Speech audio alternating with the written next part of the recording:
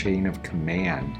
In medicine, it has to do with everybody, the entire team taking care of a specific patient. To me, the chain of command is a safety net for patient care and also a means to facilitate communication amongst all the team players in the hospital. It means that anyone at any time who's taking care of a patient should really have the right and frankly the obligation to escalate any concerns to the next person up the ladder, basically to be an advocate for the patient, for their care and their safety.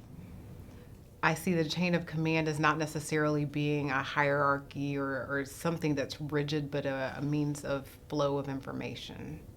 One specific example of where the flow worked, and the one individual is a nurse on our inpatient psychiatric unit who happens to be in the role of manager, has always been helpful. I'd come to her and I could bounce ideas about what I'm thinking about the patient as well as their current needs. I really trust her opinion about what she can handle on our unit and what she can't. And I don't take it as a pushback. I really take it as a means for patient safety.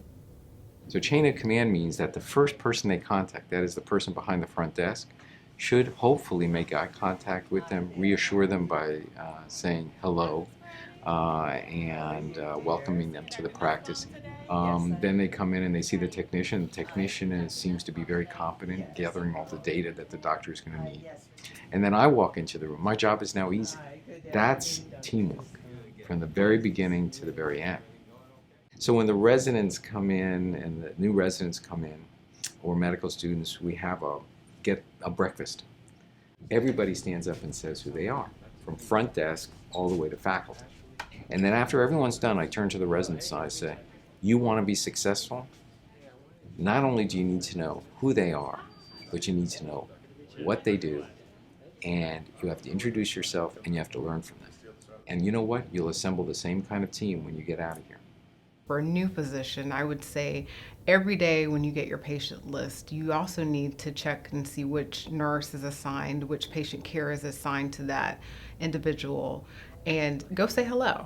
See how they're doing, because in an emergent situation, it's a lot easier to go look for nurse X because that's the nurse that's taking care of your patient to get things done quickly than it is to scrounge around and not know what in the world is going on.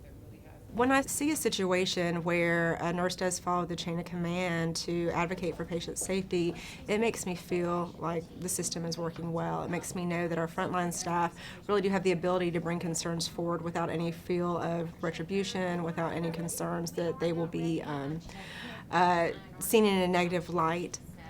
The bottom line is I really think that it's very important for anyone who doesn't understand why we are doing something for a patient, or anyone who has any concerns over patient safety, to feel very comfortable to bring that up.